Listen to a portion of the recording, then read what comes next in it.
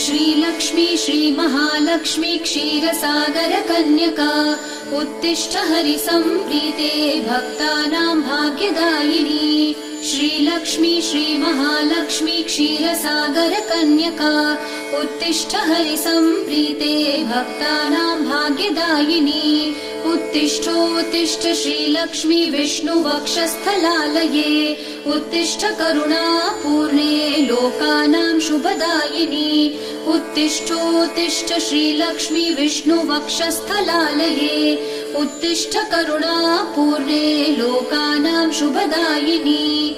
श्रीपद्ममध्यवसिते वरपद्मनेत्रे श्रीपद्महस्तचिरपूजित पद्मपादे श्रीपद्मजात जननी शुभपद्मवक्त्रे श्रीलक्ष्मी भक्तवरदे तव सुप्रभातम्।